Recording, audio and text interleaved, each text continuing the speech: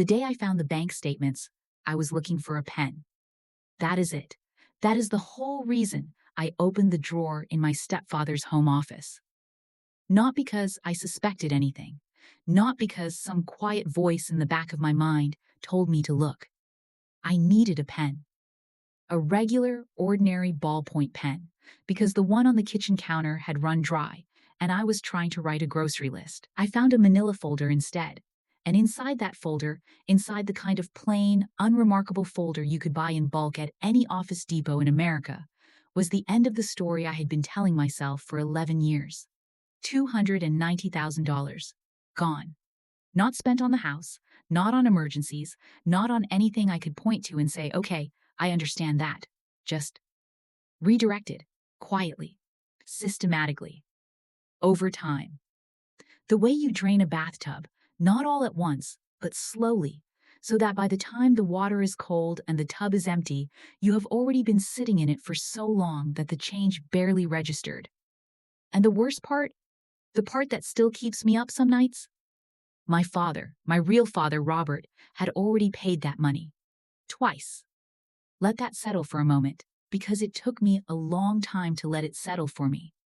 My name is Lauren, and I grew up in the kind of house that smelled like fabric softener and pine sol on Saturday mornings. Charlotte, North Carolina, a brick ranch on Cabarrus Street, 3 bedrooms, a backyard with a rusted swing set that my father kept saying he was going to replace and never did. Not because he was negligent, because he was busy. Because Robert Haynes worked harder than any man I have ever known, and the swing set just kept getting pushed to the next weekend, and the next, and eventually it became a joke between us. He called it his retirement project. I was 8 years old when my parents divorced, and here is the thing about being 8. You understand more than the adults around you want to believe. But you do not yet have the emotional vocabulary to process what you understand. So, you just absorb it. You hold it in your chest like a stone, and you keep going. My mother, Diane, was not a bad person. I want to be clear about that. She was restless in the way that some people are, always reaching for the next version of her life, the next city, the next relationship, the next idea of who she could be. My father was stable, methodical, quietly devoted. And I think for a while, that stability felt like love to her. And then at some point, it started to feel like weight. The divorce was civil, as divorces go. My father moved into an apartment on the east side of Charlotte. My mother got the house. And the custody arrangement gave me 3 weeks with her, 1 week with him, in a rotation that left me permanently half unpacked in both places. But Robert Haynes showed up. Every single time. Every school play. Every parent-teacher conference. Every Saturday morning where it was his turn. Even when it rained. Even when it was inconvenient. Even when my mother made it quietly difficult. He showed up. He also started saving. I did not know about the account until I was 14. My father sat me down at the kitchen table in his apartment, the one with the wobbly leg he had fixed with a folded napkin, and he told me that from the moment I was born, he had been putting money away for my education. That he wanted me to be able to go anywhere I wanted, do anything I chose. That the money would be there, waiting, when I needed it. I remember the exact smell of that kitchen, burnt coffee, and a faint trace of the lemon dish soap he always bought. I remember the way the late afternoon light came through the window above the sink and made his gray streaked hair look almost gold. He slid a statement across the table. I did not fully understand the numbers at 14, but I understood the feeling. I understood what it meant that this man had quietly, steadily, without fanfare, been building something for me for my entire life. My mother met Marcus Webb in the spring of 2006. I was 16. He was 41, divorced once, no children of his own, and he drove a silver Lexus that he kept immaculate in a way that, looking back, tells you a great deal about a person. He was charming. I do not say that as a criticism. I say it as a fact that I want you to sit with, because charm is not the same as warmth, and it took me years to understand that distinction. Marcus could walk into a room and make every person in it feel like they were the only one he had come to see. He asked questions. He remembered answers. He brought wine when he came for dinner, always the right bottle, never too expensive to seem showy, never too cheap to seem indifferent. My mother glowed around him. And I know that sounds like the setup for the cliché story about the jealous teenager who resented her mother's new boyfriend. That is not what this is. I was not jealous. I was watchful. There is a difference. I had spent 8 years observing the way adults moved around each other, the small calculations they made, the things they said, and the things they left out. I was, by 16, a fairly precise reader of rooms, and Marcus Webb made me feel like I was reading a room with the lights slightly dimmed. He was never cruel, never raised his voice, never gave me a single specific reason to say, "This man is dangerous." Everything he did was reasonable. His treatment of me was, and this is the word that haunts me, appropriate. Not warm, not paternal, not invested, just appropriate. He was appropriate with me the way a contractor is appropriate with a client's house. Professional, correct, and fundamentally uninterested in anything beyond the transaction. My mother did not see this, because she was not looking for it. She was in love. And love, as I have come to understand, has a remarkable capacity to function like a filter, letting in the light you want while dimming the frequencies that would make you uncomfortable. They got engaged in the winter of 2007. Married the following May. I wore a coral bridesmaid dress and smiled in every photograph, and by midnight of the reception, I had a stepfather. His name was on my mother's bank accounts within 3 months. Here is what you need to understand about the college fund. My father, Robert, had set up a custodial account in my name in 1988, the year I was born. He contributed to it steadily for 18 years. Christmas bonuses, birthday money he received from his own parents, portions of tax refunds. By the time I graduated high school in 2006, that account held just over $147,000. $147,000. From a man who worked as a mechanical engineer for the county and drove a 2001 Honda Accord with a bumper sticker he had never bothered to remove from a 5K he ran in 2003. Now, when my parents divorced, the legal agreement, the actual documented, court-approved separation agreement, stated clearly that this custodial account, the one Robert had established and funded, was to remain untouched and in my name until I turned 18 and enrolled in a college or university. My mother was listed as a secondary trustee, as was standard at the time. But the language was explicit. The money was mine. For education. Period. My father told me all of this at 19, when I was preparing to start at UNC Chapel Hill. He told me he had already spoken to the account manager, that everything was in order, that I would not have to worry about tuition, and I did not worry. Because I trusted him. Because he had never once given me a reason not to. What my father did not know, what neither of us knew, was that 2 years earlier, in 2005, my mother had quietly had herself listed as sole trustee on the account, citing a paperwork update that the original financial institution had processed without notifying Robert. It was not illegal in a screaming, obvious way. It was a gray area. A very carefully navigated gray area, the kind that requires either a specific kind of luck or a specific kind of intention. I believe, with everything I have, that it was intention. I believe Marcus helped her see that it was possible. I enrolled at UNC Chapel Hill in August of 2006. English literature major, minor in journalism.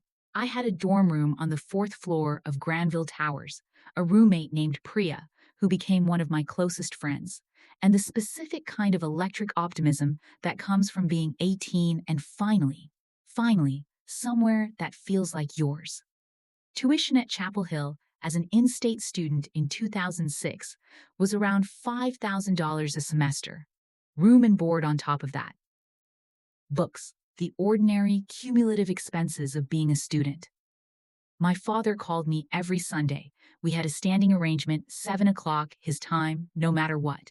He would ask about my classes, my professors, the dining hall food, the campus in fall. And every few months, he would mention the account. Quietly, almost incidentally, just to let me know it was there. What I did not know was that my father was also already noticing discrepancies. Not alarming ones, not yet, just small things. Withdrawal records that did not line up with what he understood the account balance to be. A letter from the financial institution that referenced a trustee change he had not been informed of. He mentioned it to my mother. She had an explanation. She always had an explanation. My mother was very good at explanations. She was the kind of person who could construct a narrative so plausibly ordinary that questioning it felt like the unreasonable thing to do. She would say, "Oh, that was just an administrative error," or "I handled it, Robert, you do not need to worry about that," or "Are you seriously going to question me about this right now?" And the question would dissolve. Not because it was answered, but because it was made to feel unreasonable. She had been doing this to my father for 20 years. She was very practiced. And Marcus was in the background, steady and quiet. The man who understood money and financial instruments and account structures in the way that people who have spent their careers in commercial real estate tend to understand them. He knew exactly which doors could be opened. He just needed someone with a key. My mother was the key. It was the spring of my sophomore year when I first asked my mother directly about the account. I had received a tuition bill for the upcoming fall semester. The financial aid office sent a reminder that the payment deadline was approaching. I called my mother to ask whether the funds had been transferred, the way my father and I had discussed they would be. There was a pause on the phone. Not a long one. The kind you would barely notice if you were not already paying attention. And I was paying attention. She said it was being handled, that I should not stress about it, that she and Marcus had been looking at some different account structures and that everything was fine. It just needed a few more weeks to process. I said, "Okay." I believed her. I wrote it in my planner, follow up in 3 weeks, and I went back to studying for my Victorian literature midterm. 3 weeks later, the payment had been made. I did not know where it came from. I assumed the fund. I had no reason to assume otherwise. But here is what I found out later. Years later, when I finally started pulling at the threads, the payment that fall semester did not come from my college fund. It came from my father. Robert had noticed the delayed payment on the tuition portal, where he was still listed as a contact. He had quietly, without telling me, transferred the money himself from his own checking account. He did not want me to worry. He did not want me to feel like the ground was unsteady when I was just starting to find my footing. He paid it. And then he called my mother. And my mother said, "Of course, we were going to cover it. I told Lauren it was handled." I do not understand why you are getting involved, Robert. And my father, a man who had spent 18 years carefully, painstakingly trying to co-parent without conflict, let it go. He let it go. And Marcus Webb sat somewhere in the background, and he knew exactly what had just happened. The fund was being drained. Slowly, carefully, categorically, and the man who built it was now paying for what it used to cover. If you have ever trusted the wrong person with the most important thing you had, you already know where this is going. And if you have not, then I want you to stay with me. Because the part that broke me was not the money. It was how long it took me to understand what had been happening right in front of me. Let me tell you about Marcus Webb at the dinner table, because that is where I studied him most closely. Holiday visits. Summer breaks when I came home from Chapel Hill. The kitchen in that house on Cabarrus Street, which my mother had redecorated after the wedding, new countertops, a farmhouse sink, pendant lights over the island that Marcus had selected from a catalog. He ate slowly. deliberately. He always complimented my mother's cooking in the specific, knowledgeable way that made it clear he had opinions about food. He would say things like, "The acid balance in this is exactly right, Diane," or "You did not overcook the chicken this time." And my mother would smile as though this was praise rather than, if you listened carefully, a small correction wrapped in compliment. He talked about his business constantly. Commercial real estate development, primarily in the Charlotte metro area and up into the Triad. He had projects in Greensboro, a mixed-use development in Winston-Salem, something he was consulting on in Raleigh. The money was good, he said. The money was always either very good or about to be very good. There was no in-between with Marcus. The narrative was always one of momentum. What I noticed, and what I could not fully name at 20 years old, was that Marcus talked about money the way some people talk about the weather, constantly, casually, as though it was simply the atmosphere of every conversation, rather than a topic with a beginning and an end. Every dinner had a financial subtext. Every family update looped back, somehow, to what things cost, or what things were worth, or what opportunities were available if you were positioned correctly. My mother had grown up working class in Mecklenburg County. She had never had money, not real money, until her 30s. And I think that when Marcus walked into her life with his Lexus and his catalog pendant lights and his fluent, confident language of assets and returns, she experienced something that I can only describe as the specific relief of someone who has been cold for a very long time and finally stepped into a warm room. She did not question the temperature. She did not ask who was paying the heating bill. This is the part of the story that I reconstructed later, long after the fact. And I want to walk you through it carefully, because the method matters. The method is what tells you this was not impulsive. This was not desperate. This was a plan. Between 2007 and 2011, the 4 years I was at UNC, my college fund, the account my father had spent 18 years building, was drawn down in increments. Not all at once. Never all at once. That would have created paper trails that were too obvious, transactions too large to explain away. Instead, the withdrawals were structured to stay under reporting thresholds. Amounts between $4,000 and $9,000, spread across months, with occasional larger pulls timed to coincide with legitimate-looking education expenses, tuition payments, book allowances, housing costs. The legitimate education expenses were real. I was actually in school. The tuition was actually being paid. But the tuition payments were coming from my father's account, the man who had quietly taken over the actual educational funding without telling me, while the money in the custodial fund was being redirected elsewhere. Elsewhere turned out to be a series of shell-adjacent accounts connected to Marcus's development projects. Not directly.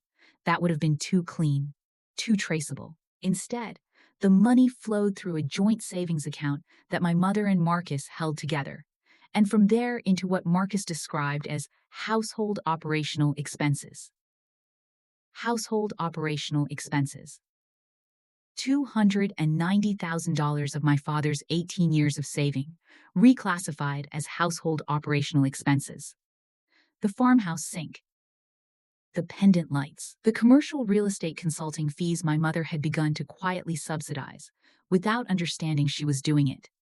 The gap between what Marcus's projects earned and what his lifestyle required filled in so gradually that my mother had normalized it completely.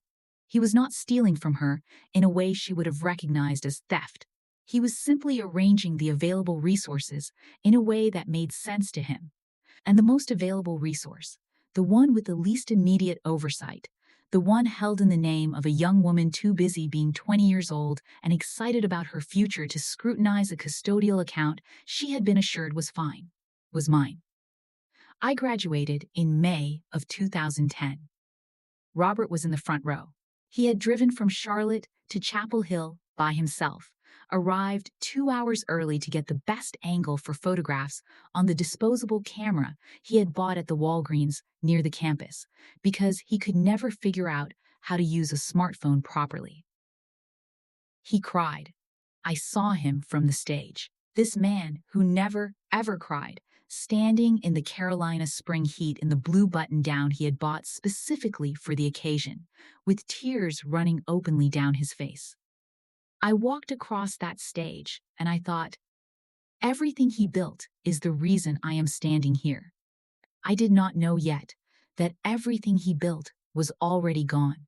I did not know yet that he had already paid for my education twice, once with 18 years of disciplined saving, and once with the quiet, private sacrifices of a man who chose to cover the hole rather than let me fall into it.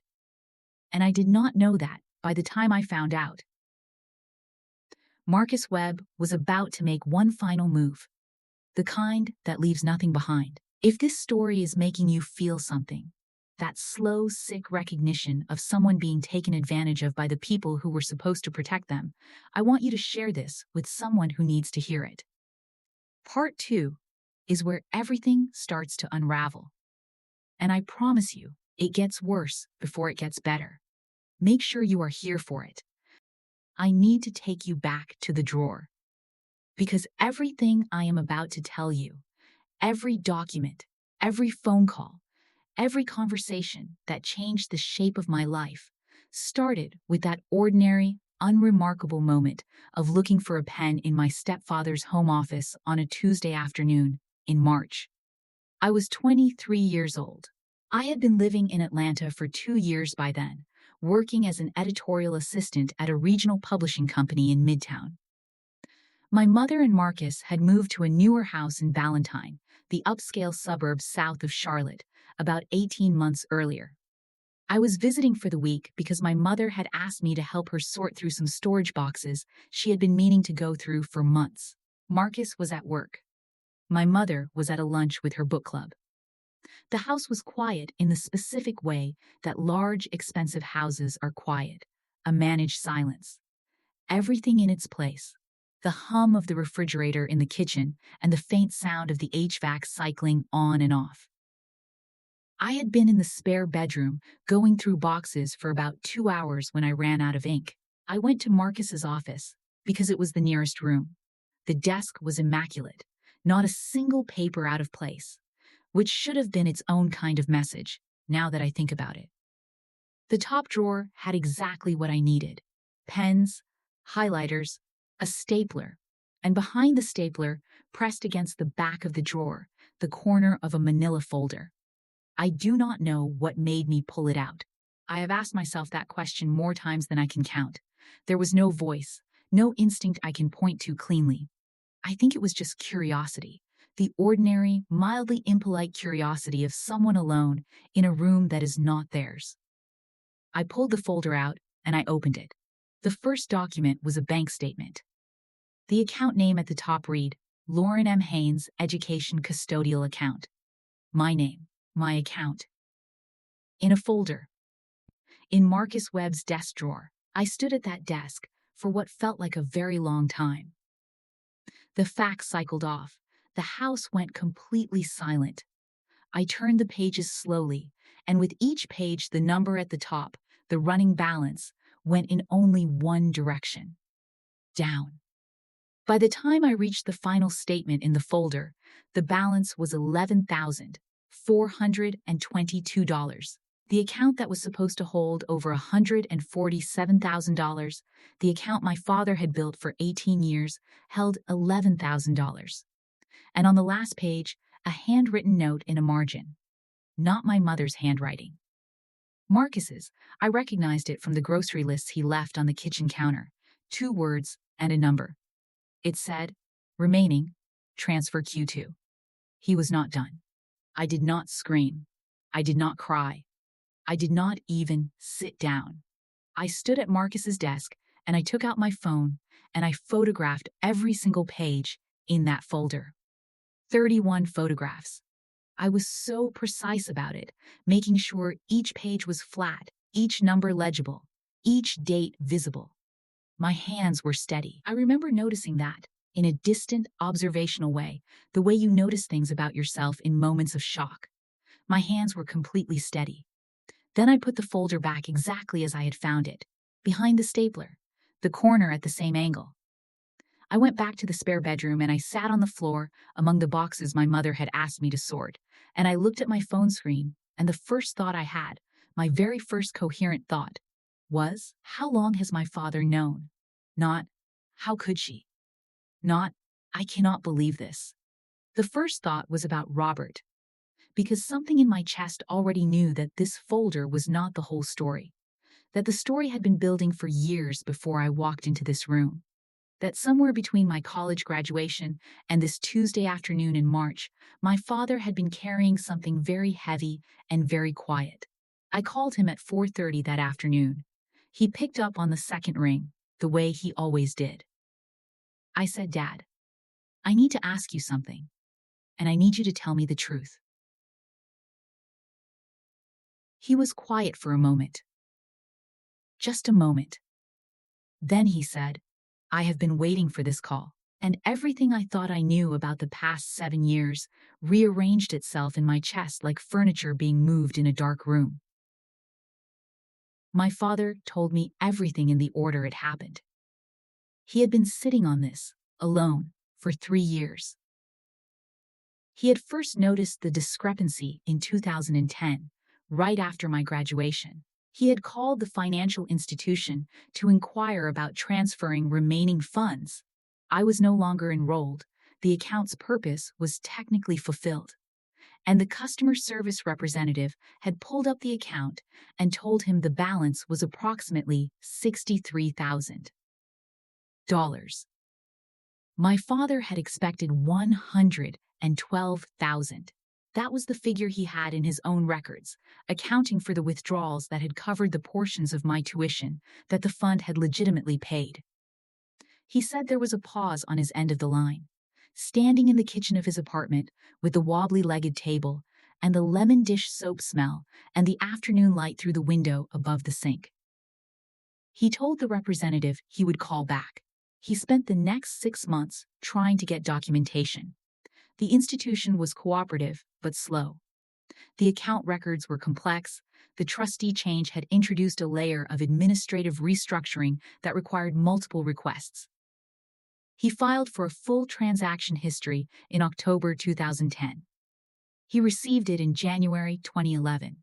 He read through it in his car, in the parking lot of the county engineering building where he had worked for 22 years, on his lunch break. He told me that when he finished, he sat for a long time looking at the windshield. Then he drove back inside and finished his afternoon. That is my father. That is exactly who he is. He drove back inside and finished his afternoon. He had consulted an attorney in March of 2011. The attorney told him that the situation was legally complicated. The trustee change, while potentially challengeable, had been executed with enough procedural cover that a civil case would be expensive, time-consuming, and uncertain in outcome. He told my father that the most straightforward path would involve my participation, since I was the named beneficiary, and that I would need to be aware of the situation to pursue any meaningful remedy. My father had gone home and thought about that for 2 years.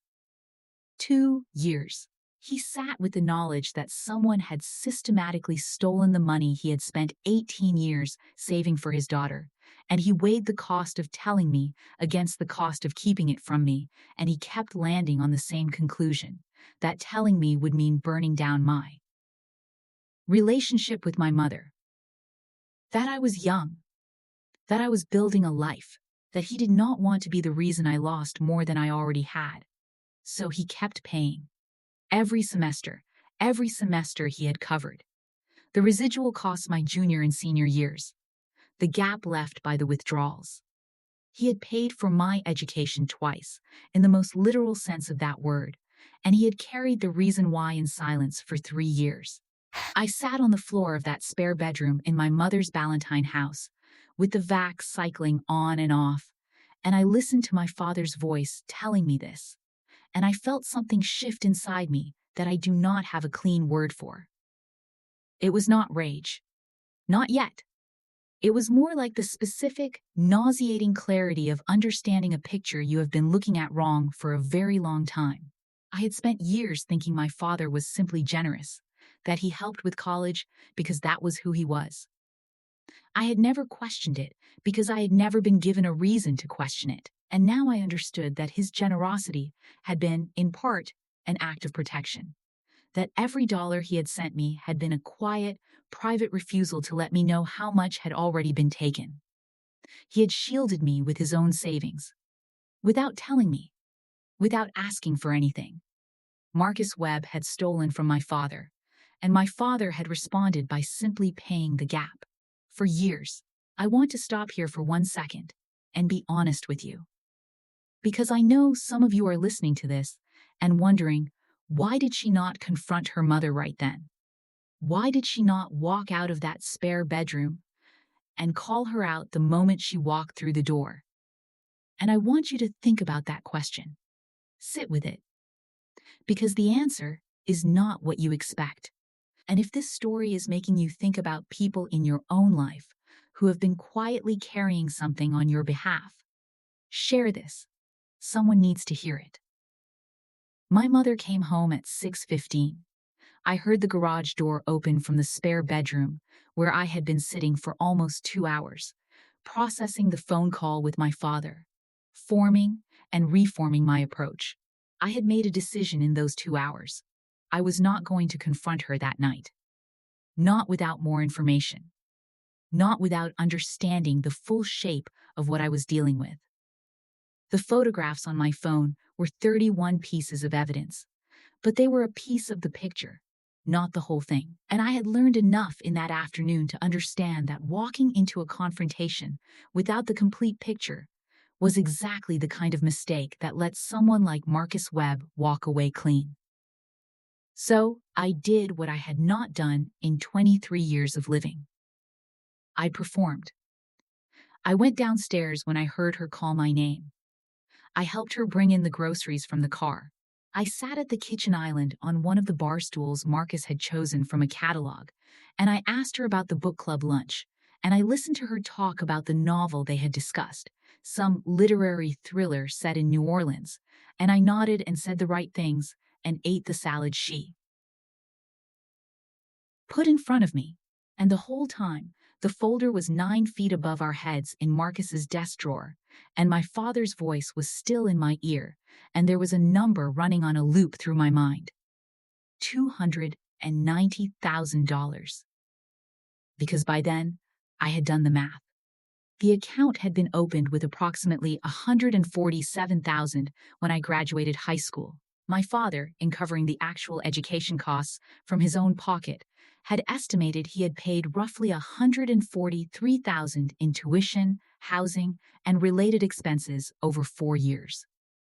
The $11,000 still sitting in the account, the remnant Marcus had not yet moved, meant the total that had been diverted was somewhere between $280,000 and $290,000. $290,000 over 4 years, in increments small enough to stay quiet. I sat at that kitchen island, and I watched my mother pour herself a glass of wine, and I smiled, and I said, "Mom, I am so glad I came this week." She smiled back. She had no idea what was coming. I drove back to Atlanta on Thursday morning. I told my mother I needed to get back for work. I hugged her at the door. I said I would call her Sunday.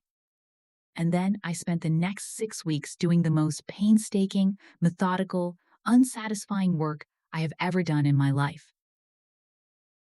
I want to be honest about what an audit actually looks like from the inside, because the movies and the podcasts tend to skip over the part where it is just spreadsheets and phone calls and waiting. There is no dramatic music when you are on hold with a financial institution's records department for 45 minutes. There is no cinematic lighting when you are cross-referencing dates on a transaction history with your own old email archives at 11:30 at night, sitting at a folding table in your Atlanta apartment with a half-eaten bowl of cereal going stale beside you. But that is what it was. And that is what I did.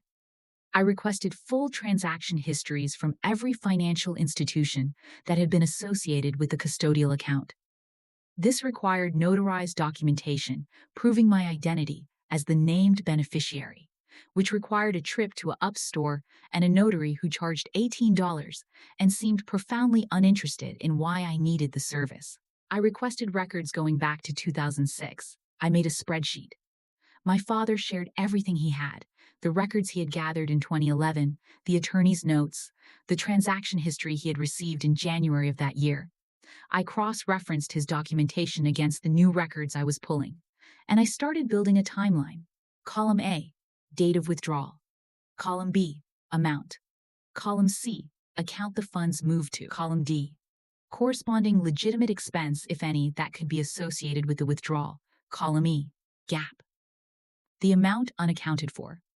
By the end of the third week, column E had grown to $212,000. By the end of the sixth week, after I had obtained the joint account records that required a separate records request and a letter from my father's attorney, the gap was $289,400. I printed the spreadsheet. It was 11 pages long.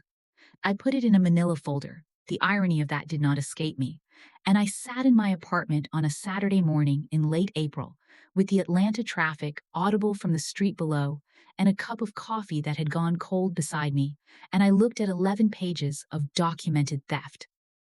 Not alleged, not suspected, documented. And then I made a list of the 3 things I needed before I could do anything with it. First, I needed an attorney. Not my father's attorney, who had looked at this in 2011 from the perspective of a civil complaint and found it too murky. I needed someone who had experience specifically with financial elder abuse and fiduciary fraud, because what had been done to me was a form of fiduciary fraud, a trustee using a beneficiary's protected funds for personal gain. I needed someone who would look at 11 pages of documented transaction history and not see murk. I needed someone who would see a case. Second, I needed to understand Marcus's current financial position, because a judgment against a man with no assets is a piece of paper. It means nothing. I needed to know what he had, what he owed, and whether the real estate projects he was always talking about at dinner were as successful as he implied, or whether my mother's quietly subsidized household expenses were holding up a structure that was less solid than the pendant lights suggested. Third, and this was the one that kept me up the most, I needed to decide what to do about my mother. Because here is the thing I had been circling for 6 weeks, the thing I had not been able to land on cleanly. My mother had signed documents. Her name was on the trustee change. Her name was on the joint account that the money had moved through. I did not know, with complete certainty, whether she had known exactly what those documents were authorizing, or whether Marcus had walked her through the paperwork the way a contractor walks a client through a change order, competently and quickly, in language designed to make you feel informed, while actually keeping you at a distance from the full implications. I did not know whether my mother was a participant or an instrument, and that distinction mattered enormously, not just legally, personally. Because if she had known, if she had looked at my father's savings and made the conscious decision to let Marcus use them, then the woman who had hugged me at her front door 2 weeks ago and told me she was so glad I had come was a different person than I had believed her to be. And if she had not known, if she was herself a kind of victim, used as a conduit by a man who understood financial instruments better than she did, and had been slowly, quietly shaping her into a tool she did not recognize herself as being, then destroying her along with Marcus would be a different kind of cruelty than the one I had just spent 6 weeks documenting. I needed to know which one it was, so I made a fourth decision. Before I went to the attorney, before I did anything that could not be undone, I was going to talk to my mother alone, without Marcus, without warning. I was going to put the spreadsheet on a table, and I was going to watch her face. And whatever I saw there would tell me everything I needed to know. I drove back to Charlotte on a Friday afternoon in May. I did not tell my mother I was coming until that morning. I told her I had something I needed to talk to her about, and that I would like to take her to dinner, just the two of us. She said, of course, "Is everything okay?" I said, "Yes. I will explain at dinner." I chose a restaurant in South End, a neighborhood she liked, familiar to her, public enough that neither of us would lose composure entirely. I arrived early and got a corner booth and ordered water and sat watching the door.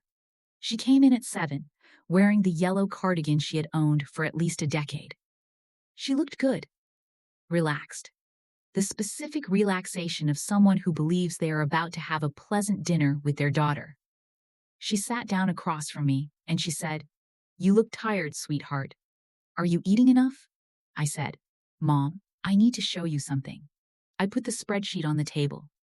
Not the 11-page full version. I had edited it down to 3 pages for this conversation. The most critical transactions clearly highlighted. The dates and amounts and account movements visible without being overwhelming. I watched her pick it up. I watched her face. And here is what I saw. She did not go pale. She did not make a sound of shock or denial. Her expression did something specific and complicated that I have replayed in my memory many, many times in the years since. Her face went very still, the way a person goes still when they recognize something they have been not thinking about for a long time. Not surprise. Recognition. She set the pages down. She looked at the table. She picked up her water glass and took a sip and set it down very carefully. Then she said, "Lauren, I can explain this." And in the space between what I had hoped she would say, I did not know, I had no idea.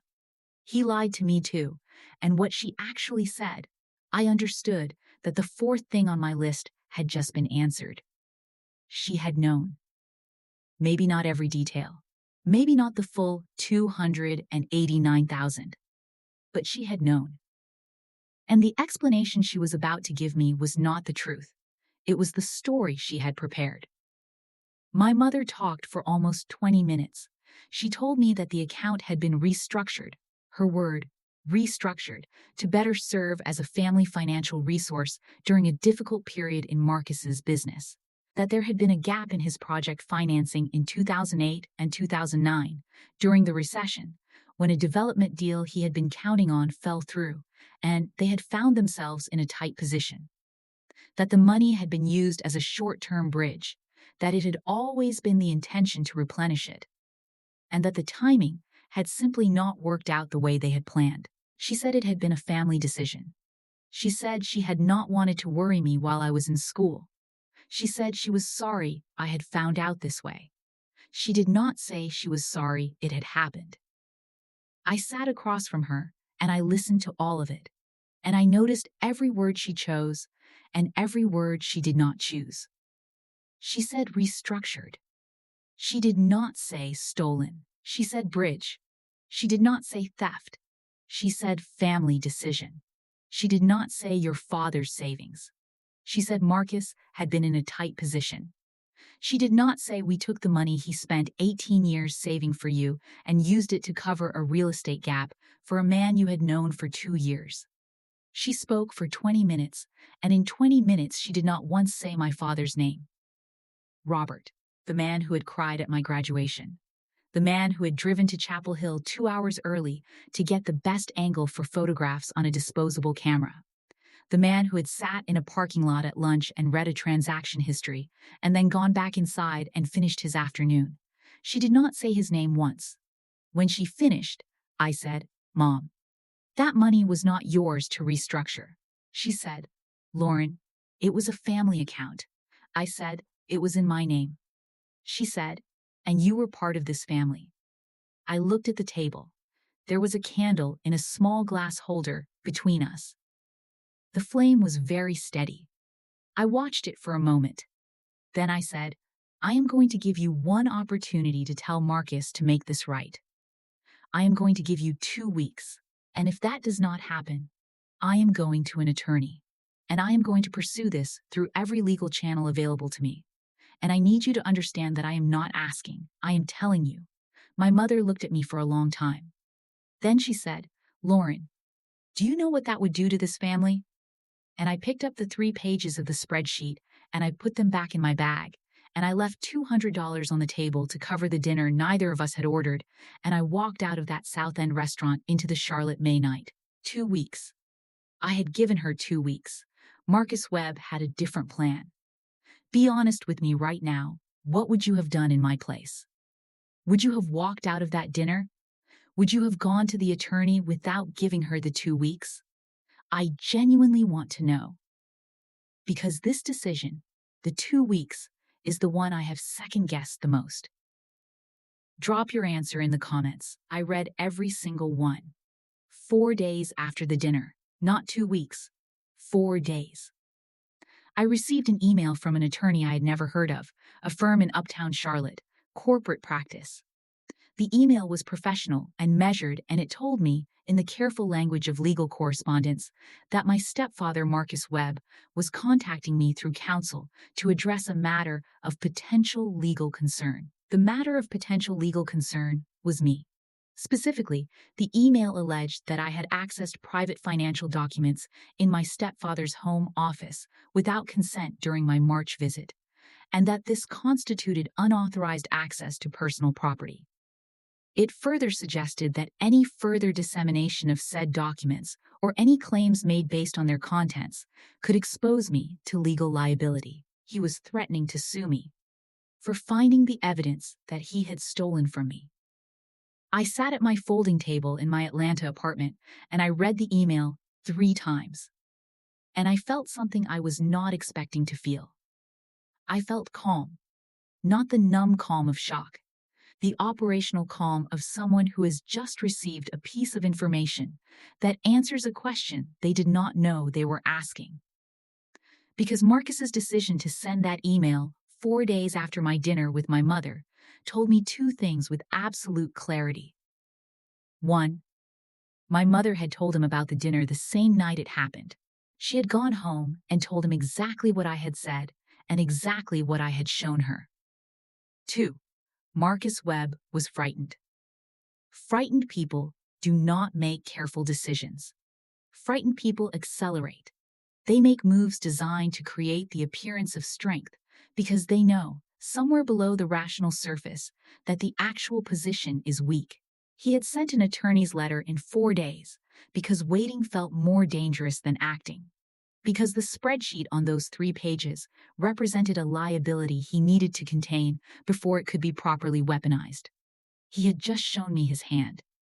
And his hand was not as strong as the Lexus and the pendant lights had always suggested. I called my father that night. I told him about the dinner. I told him about the email. I told him about the 4 days. He was quiet for a moment. Then he said, "How are you?" I said, "I am ready." He said, "Then let us find the right person." The attorney we found was named Sandra Okafor. She practiced in Charlotte, partner level at a mid-sized firm that specialized in fiduciary litigation and estate disputes. She had handled 14 cases involving trustee misappropriation in the previous 8 years. My father's attorney referred us to her. We met with her the following Thursday. I brought the full 11-page spreadsheet. My father brought the transaction history he had requested in 2010 and received in 2011. Between us, we had 3 years of documentation, 2 sets of account records, and the legal foundation of a custodial agreement that had been explicitly violated. Sandra Okafor read through everything in about 40 minutes. She asked clear, specific questions. She did not make comments about the situation or editorialize about what had been done. She just asked questions and wrote notes on a yellow legal pad. Then she put her pen down, and she looked at me, and she said, "This is a strong case." The trustee language in the original custodial agreement is explicit. The transaction records establish a pattern of systematic misappropriation. The joint account connection to Marcus Webb's business activity is documented. And the threatening email his attorney sent you 4 days after your confrontation is, frankly, the kind of move that tends to look very bad in front of a judge. She said, "The more important question right now is what you want. Do you want to recover the money? Do you want criminal referral? Do you want both?" I said, "I want him to not be able to do this to anyone else." She nodded. She wrote something on her yellow legal pad. Then she said, Then we are going to start with a demand letter. And while that goes out, I am going to make some calls. Because what you have described involving the joint account transactions and the business activity, there may be parties beyond just you who are interested in Marcus Webb's financial arrangements. I looked at her. She said it very calmly, the way she said everything. She said, "He may have done this before." Sandra Okafor made her calls. It took her 11 days. 11 days during which I went to work at my desk in Midtown Atlanta and edited manuscripts about other people's stories and answered emails and ate lunch at the same food cart on Peachtree Street every Tuesday and Thursday and did my absolute best to function like a person who was not sitting on a detonator. She called me on a Wednesday evening. I was washing dishes when the phone rang. I remember turning off the faucet and drying my hands on the dish towel, the blue striped one from Target that I had owned for 2 years, and sitting down on the kitchen floor with my back against the cabinet. I do not know why I sat on the floor. I think I understood, from the tone of the first word she said, that I should be at a lower elevation when I heard what came next. She said, "Lauren, I need to tell you about 2 other women. Their names were Patricia and Angela. I will not use their last names because they did not ask to be part of this story publicly, and their privacy matters more than the completeness of my account." Patricia was a widow from Concord, North Carolina, a town about 20 miles northeast of Charlotte. Angela was a recently divorced woman from the Lake Norman area. Both had been in relationships with Marcus Webb. Patricia from 2003 to 2006, Angela from 1999 to 2002. Both relationships had ended before my mother met him. Both women had filed civil complaints that had gone nowhere. Patricia's in 2007, Angela's in 2004. Both complaints alleged financial mismanagement involving joint or co-managed accounts. Both had been settled quietly, with non-disclosure agreements for amounts Sandra described as substantially below the actual loss. Marcus Webb had done this before. Twice that Sandra had found, possibly more. He was not a man who had seen an opportunity and taken it. He was a man who had developed a method, who moved through the lives of women with financial vulnerabilities or accessible assets, a widow's savings, a divorcee's settlement, a mother's custodial responsibility, and rearranged those assets with the same unhurried competence he applied to everything else. Quietly, procedurally, in language designed to feel like management rather than theft. I sat on my kitchen floor with the blue striped dish towel in my lap, and I thought about the first dinner I had ever eaten with Marcus Webb, the wine he brought, the specific, knowledgeable way he had talked about the food, the way he had asked my mother questions and remembered her answers. He had been assessing her from the first evening. I understood that now. My mother had not been a partner in this, not fully. She had been, from the very beginning, a target. That understanding did not dissolve my anger, but it rearranged it. Sandra sent the demand letter to Marcus Webb and his attorney on a Monday morning in July 2013. It was 14 pages long. It cited the original custodial agreement language. It cited the trustee change documentation. It cited the transaction history, every withdrawal, every date, every receiving account. It cited the connection between those receiving accounts and Marcus Webb's commercial real estate activity. It cited the original separation agreement between my parents, which had established the protected status of the education fund. And it noted, in measured but explicit legal language, that the pattern of conduct described in the documentation bore significant similarity to prior civil complaints filed against Mr. Webb in 2004 and 2007. It demanded full restitution of $289,400 within 30 days, or Sandra would file a civil complaint and simultaneously refer the matter to the North Carolina Attorney General's office for review of potential criminal financial exploitation statutes. 30 days. Marcus's attorney responded in 6 days. The response letter was 4 pages. It denied the characterization of the transactions as misappropriation. It maintained that the account had been used in accordance with the family's collective financial needs during a documented period of economic hardship. It questioned the legal standing of the demand given the trustee change. and my mother's co-authorization. It described the reference to prior civil complaints as inflammatory and legally irrelevant. It did not offer a single dollar. Sandra read me the response letter over the phone. When she finished, I said, "Okay, what do we do now?" She said, "Now we file." My mother called me the day after the response letter was sent. I knew she would. I had been waiting for it. The way you wait for weather you can see coming from across a flat field. You know exactly what it is. You know exactly when it will arrive. And there is nothing to do but stand there. She called at 8:45 in the morning. I was at my desk at work. I looked at her name on my phone screen for 3 full rings before I answered. She did not say hello. She said, "Lauren, please do not do this." I said, "Mom." She said, "You do not understand what this will do. The business, the house, Lauren, we could lose everything. Do you understand that?" I said, "I understand it."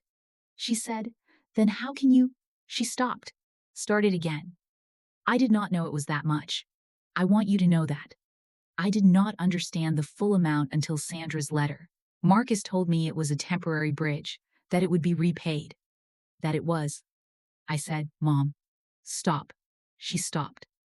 I said, "I have something I need you to hear, and I need you to just listen." I told her about Patricia. I told her about Angela. I told her about the 2004 complaint and the 2007 complaint and the non-disclosure agreements settled for amounts below the actual loss. I told her that Marcus Webb had done a version of this twice before she met him, and that she had not been a partner in what happened. She had been the mechanism. She was silent for a long time. I said, "He used you, Mom. The same way he used me. The same way he used them. The difference is that you were also the person with your name on the documents."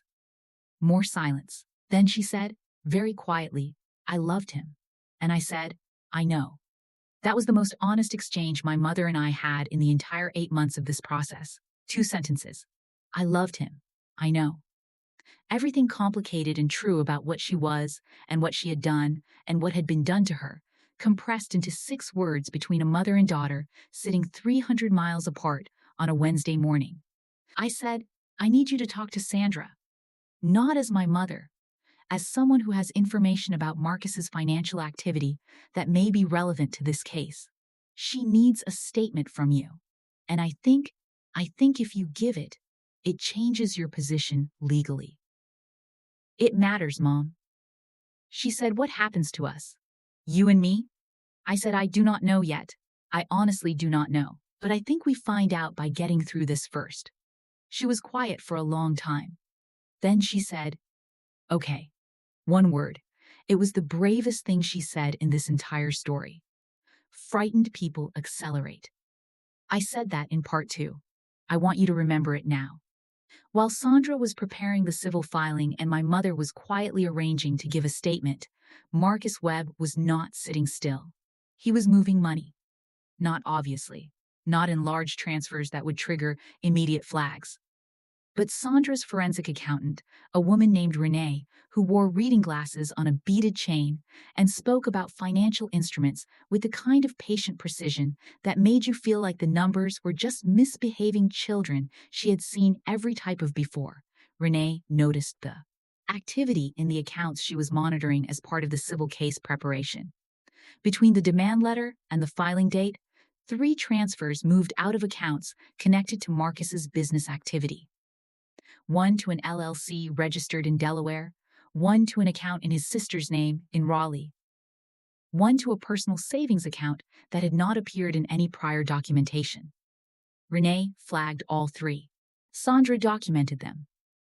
And when we filed the civil complaint in August 2013, those 3 transfers were included as evidence of potential asset concealment, which elevated the case from a civil financial dispute to something with considerably more serious implications. Marcus's attorney filed a motion to dismiss in October. The judge denied it in November. Discovery was ordered, and Marcus Webb, for the first time since I had known him, had no calendar of project meetings to point to. No pendant-like catalog to flip through. No dinner table narrative about the money that was always either very good or about to be very good. He had a deposition date. And Renee was going to be in the room. I was not in the deposition room. My attorney was. My forensic accountant was. Marcus's attorney was. Marcus was. It lasted 6 hours over 2 days. Sandra told me afterward that Marcus arrived on the first day in a good suit and answered the early questions with the same composed fluency he brought to everything. Clear, reasonable, narrative-oriented. He was a man who had spent decades explaining financial arrangements to people who did not fully understand financial arrangements, and it showed. He gave answers that were technically accurate in their components while being structurally misleading in their totality. He was very good at it. And then Renee started asking about the Delaware LLC. Sandra said the composure did not shatter. It did not do anything dramatic. It just thinned. The way a piece of paper thins when you hold it up to a strong light. Still there, still intact, but suddenly you can see what is on the other side. The Delaware LLC had been registered 9 days after my demand letter. The transfer to his sister's Raleigh account had occurred on the same day Sandra's civil filing was timestamped at the courthouse. The personal savings account transfer had cleared 48 hours before Marcus's attorney filed the motion to dismiss. Every move Marcus had made had been reactive. Every move was documented. And every documented move told the same story, that Marcus Webb understood from the moment my attorney's letter arrived that the position was indefensible. That everything that followed was not the behavior of a man who believed he had done nothing wrong. It was the behavior of a man trying to reduce his surface area before the wave hit. Sandra told me she watched him realize, somewhere in the middle of the second day, that Renee had already reconstructed everything. That the LLC was visible, that the timeline was built, that the 3 prior transfers were going to be characterized as concealment, and that characterization was going to hold. She said his face did not fall. He was too controlled for that, but he stopped making eye contact with his own attorney. And in the lunch break of the second day, his attorney asked for a private conference. They came back with a number. The settlement was reached in February 2014, 6 months after we filed. 18 months after I found the folder in the drawer. The total figure was $261,000, not the full $289,400. Sandra had advised me, before we went into settlement negotiations, that a full recovery was unlikely, that legal fees, the complexity of tracing the Delaware LLC assets, and the practical reality of what Marcus actually had liquid and available would put a ceiling on what we could realistically recover. She told me to think of $260,000 as a meaningful resolution. She told me that in fiduciary cases of this nature, many people recover far less. $261,000. Paid over 18 months in structured installments, secured against Marcus's remaining business assets and the Ballantine house, which was sold in March 2014. My mother moved to an apartment in the University City area of Charlotte. Marcus moved somewhere. I do not know where. I have not looked. The money went into an account in my name. Just mine. No secondary trustee. I transferred $143,000 to my father, his exact out-of-pocket from all 4 years of my education, which he had documented with the precision of a man who keeps records, not because he plans to ask for reimbursement, but because discipline is just how he is built. I called him when the transfer cleared, and I said, "Dad, check your account." He was quiet for a moment. Then he said, "Lauren, you did not have to do that." I said, "Yes, I did." He said, "I want you to know something. I did not build that account so I could get it back. I built it so you would know that someone in your life was saving for you, that someone thought you were worth saving for. That was always the only point." I said, "I know, Dad. I know that. But you paid for my education twice. And the second time you did it, so I would not have to know about the first time. And that deserves more than thank you. But thank you is what I have right now. He said, that is more than enough. And we stayed on the phone for a while after that, not saying much. Just the connection opened between us. Him and Charlotte, with the lemon dish soap and the repaired table leg. Me in Atlanta with the blue striped dish towel and the folding table. Both of us on the other side of something. My mother gave her statement to Sandra's team in September 2013. She confirmed the timeline of the trustee change, the nature of Marcus's involvement in the account restructuring, her word, not mine by then, and the pattern of financial decisions he had guided her toward during the marriage. Her statement was one of several elements Sandra used in the discovery process. In exchange, Sandra's filing made clear that my mother was a cooperating witness rather than a named defendant. She was not sued. She was not charged.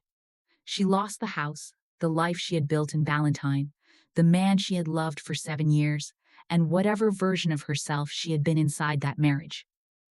I think, for a long time, she lost herself more completely than any of those things. We did not speak for 4 months after the settlement. Not because of anger, not from my side. I think we both needed space that did not feel like aftermath. Space where we were not standing in the wreckage trying to figure out what to rebuild from it. She called me in June 2014. She had gotten a job, administrative coordinator at a medical practice in the University City neighborhood where she lived. She had joined a book club, the same one she had been in during the marriage, actually. She said some of those women had been kinder than she expected when things fell apart. She said, I have been thinking about your father. I said, what about him? She said, I think I owe him something, not money. I know that is handled. I mean, I think I owe him an acknowledgement that what he built for you was real and what happened to it was wrong, and that I was part of that wrongness, even if I did not fully understand how. I said, you should tell him that, not me. She was quiet. Then she said, would he want to hear it?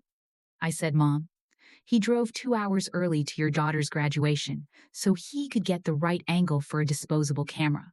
He is exactly the kind of man who would want to hear it. She called him. I do not know exactly what was said. My father told me briefly, in the way he tells everything, concisely, without theater, that it had been a good conversation, that she had said what she needed to say, that he had received it. That is all I know. That is all I need to know. I want to tell you what this cost. Not the legal fees, which were real and significant. The other things. It cost me 18 months of my mid-20s, during which every weekend not spent on the story felt like time I was supposed to be spending on the story. I missed things. I was distracted in ways I could not explain to people who did not know what was happening. I was less present than I wanted to be. I was not entirely sure who I was when I was not the person reconstructing what had been done to me. It cost me a version of my mother, not her entirely, not permanently, but a particular version, the uncomplicated one, the one where I could call her on a Sunday and not be carrying anything heavier than the week's ordinary weight. That version does not come back. You grieve it and you build something different in its place, and the different thing is real, but it is not the same. It cost me the story I had told myself about my childhood, the one where the divorce was just a divorce and everything that came after was just life continuing. That story was not entirely false, but it had a hole in it that I had not known was there, and once you see the whole narrative has a different shape.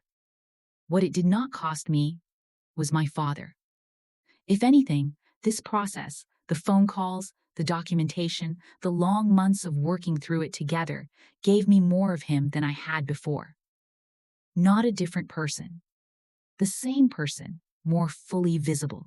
The man who had been saving for me since I was born, who had driven to my graduation early, who had sat in a parking lot and read a transaction history and then gone back inside and finished his afternoon. I had always known him. But I had not always known the specific, precise depth of what he had built and protected, and quietly, stubbornly refused to let anyone take from me, not even when it had already been taken. That knowledge is not a consolation. It is just true. I told you at the beginning that Marcus Webb was not a cartoon villain, that he was a rational actor who believed he was entitled. I want to come back to that now, at the end, because I think it is the most important thing.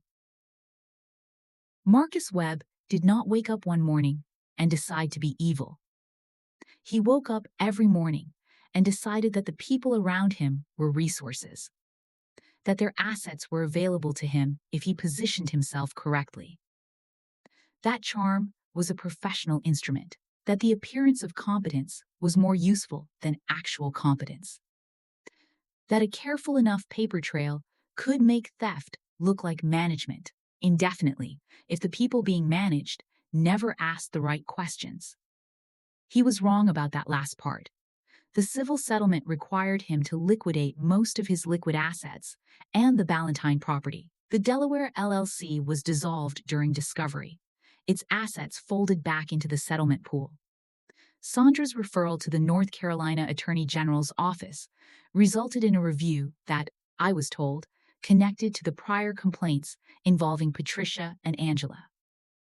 I do not know the outcome of that review. I was not a party to it. I was told only that it was ongoing as of the time the civil case closed. I do not know where Marcus is today. I do not particularly want to know. What I know is that the method he had used for 15 years on at least 3 women, possibly more, was documented, was litigated, was made visible. And visibility is, in the end, what that kind of careful, procedural theft cannot survive. He needed people not to look too closely, to trust the explanations, to choose not to read the fine print. I looked. Eventually. Later than I should have. But I looked. I have been asked, more than once, whether I forgive my mother. I always pause before I answer that, not because I do not have an answer, because I think the question assumes forgiveness is a destination, a place you arrive at and stay, as though one day you decide to forgive, and then the work is done, and you live in forgiveness cleanly from that point forward. That has not been my experience. What I have found is that forgiveness, for me, is more like a practice than a place. Some days I am further along in it than others. Some days I call my mother and we talk about her book club and her job and whether she has tried the new Thai place near her apartment and it is uncomplicated and warm. Other days I drive through Charlotte and pass the street where the Ballantyne house was, and I feel the weight of everything that happened in that house, and the practice is harder. Both of those things are true at the same time. I have stopped trying to resolve that. What I think about more than forgiveness, honestly, the question that sits with me most is about the silence. My father kept this from me for 3 years because he was trying to protect me, because he loved me enough to carry the weight alone rather than ask me to share it. And that love was real, and that protection was real, and I am grateful for it every single day. But I also know that the 3 years of his silence gave Marcus 3 more years of access. 3 more years to drain the remnant. 3 more years to plan the Q2 transfer that I happened to interrupt by looking for a pen. I do not blame my father. I want to be absolutely clear about that. I do not blame him. But I do think about what it costs us, all of us, when we protect the people we love from the truth about what has been done to them. Even with the best intentions, even with the most genuine love, sometimes the protection is the gap. My father replaced the swing set. He told me about it on the phone in the fall of 2014. He had bought a house, a small one, a single story on a quiet street in the Dilworth neighborhood of Charlotte, and the backyard had a swing set from the previous owners that he had fixed up. He said he knew there were no kids to use it. He said he just liked having it there. I told him I would come see it. I did. That December, I sat on one of the swings in my winter coat in my father's backyard in Charlotte, and I pushed off the ground, and for about 30 seconds, I was 8 years old, and the divorce had not happened yet, and the money was safe, and the world was the size of a backyard. And then I was 34, and the world was its actual size. And my father was standing on the back porch watching me, and he had a cup of coffee in his hand, and he was smiling the way he smiles, quietly, all the way to his eyes. I think that is enough. For today, I think that has to be enough. If you stayed with this story all the way to the end, thank you. Genuinely. I know it was a long one, but some stories do not compress. If something in here hit close to home for you, a parent who protected you by keeping something from you, someone who trusted the wrong person with the most valuable thing they had, or just the quiet, difficult work of figuring out what forgiveness actually means, I would really love to hear from you in the comments. And if you think someone in your life needs to hear this story, please share it with them. These things happen more often than anyone talks about. That is exactly why I tell them. I will see you in the next one.